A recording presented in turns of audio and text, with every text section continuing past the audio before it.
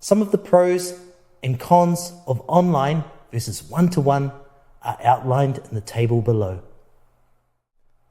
I have taught tens of thousands of students in person, online one-to-one, and via my instructional videos. Use the NBN Guitar Practice Routine spreadsheet.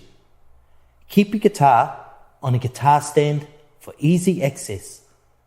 Find little pockets of time to play.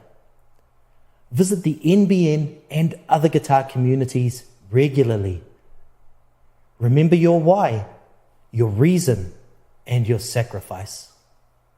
Equipment limitations. At some point in time, we have probably looked at a tool we use and said to ourselves, this thing's crap. I wish I had a better one. It sounds better. A setup includes new strings and can correct any intonation issues, which is just the guitar sounding out of tune with itself.